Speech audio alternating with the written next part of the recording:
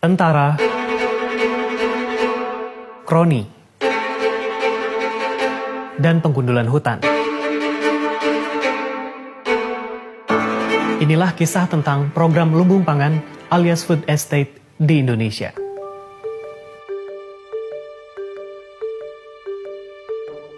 Tahun lalu, pemerintah mencanangkan ambisi untuk meningkatkan produksi pangan setelah PBB memperingatkan bahwa akan terjadi kelangkaan pangan karena pandemi. Para pegiat lingkungan khawatir bahwa itu akan memperparah deforestasi. Tapi Kementerian Lingkungan Hidup dan Kehutanan ngotot bahwa hutan Indonesia tetap aman. Lantas, apa yang sebenarnya terjadi? Semua berubah dalam hitungan bulan.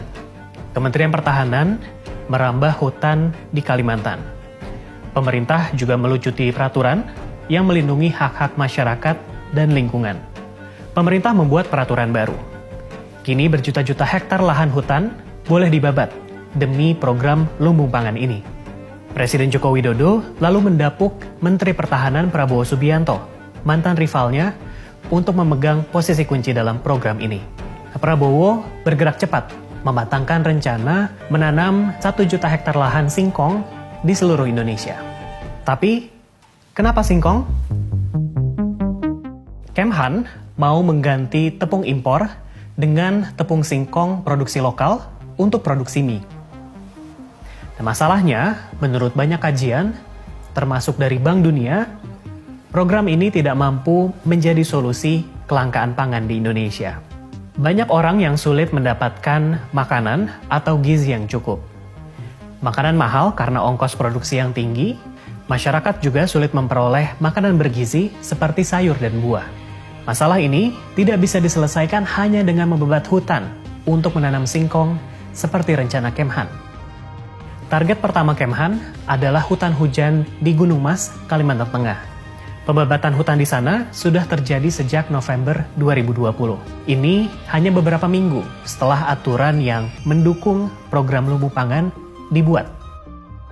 Nah, hal ini berpotensi melanggar aturan yang bahkan sudah dirampingkan. Tapi Kemhan membantah telah melanggar aturan itu. Kami juga menemukan bahwa hampir semua area yang ditarget adalah habitat orang hutan menurut analis dari ahli dan pemerintah. Lalu, siapa yang diuntungkan? Kami menemukan sebuah perusahaan tanpa rekam jejak yang jelas, Agrinas, yang memegang peran kunci dalam program lumbung pangan Kemhan ini. Agrinas baru didirikan April tahun lalu. Di situsnya yang mentereng, mereka mengumumkan ambisinya dengan gagah menjadi perusahaan produksi pangan dan lembaga konservasi terkemuka. Agrinas adalah perusahaan swasta, tapi kepemilikannya agak aneh karena dimiliki sebuah yayasan amal yang awalnya didirikan untuk membantu anggota TNI mendapatkan pendidikan dan rumah. Siapa yang memimpin yayasan tersebut? Menteri Pertahanan Prabowo Subianto sendiri, dibantu dengan sejumlah perwira. Sementara manajemen Agrinas didominasi oleh politisi Partai Gerindra, partai yang dipimpin Prabowo dan juga lingkaran terdekatnya. Di antaranya adalah 3 pemuda yang disebut Ksatria Jedi Prabowo yang membantu Prabowo dalam kampanye Pilpres kemarin. Terus, kenapa ini penting? Menurut para ahli, ada konflik kepentingan. Ketika Menteri Pertahanan memiliki kendali atas sebuah perusahaan swasta, perusahaannya mencoba meraup untung dalam program lumbung pangan yang diawasi oleh Kemhan sendiri. Tapi, tentu saja Agrinas dan Kemhan membantah telah bermitra. Merespon pertanyaan dari kami, Kemhan membantah telah melibatkan Agrinas dalam program lumbung pangan. Agrinas juga mengatakan hal serupa. Mereka membantah.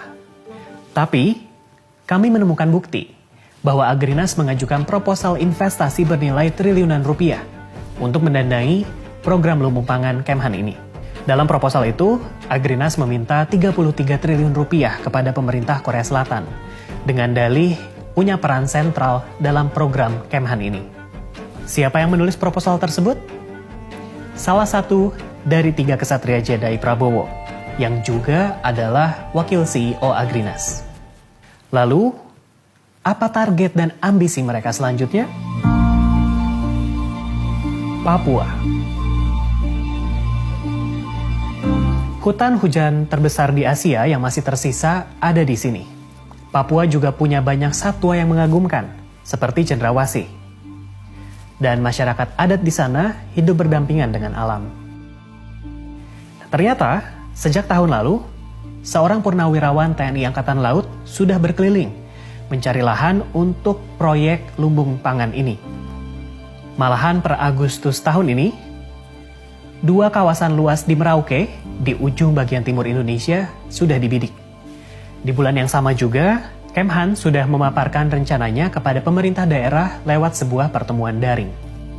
Pembukaan perkebunan baru bisa berujung pada pembabatan hutan dan lahan basah secara besar-besaran. Hal ini juga tentu saja berdampak sangat besar kepada masyarakat adat di sana. Tapi hingga Agustus lalu, ketika rencana ini terus bergulir, Kemhan belum memberitahu komunitas adat di sana. Di sisi lain, pelibatan militer dalam program ini menuai banyak kritik. Militer punya rekam jejak pelanggaran HAM terhadap masyarakat adat di Papua. Seringkali ini dilakukan untuk mengamankan pertambangan atau perkebunan milik perusahaan. Tapi kali ini, justru anggota TNI lah yang akan terlibat dalam mengembangkan perkebunan.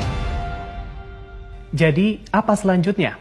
Program lumbung pangan ini barulah permulaan. Nampaknya, militer akan semakin terlibat, hutan habis dibabat, dan pemerintah mungkin bertindak semakin semena-mena.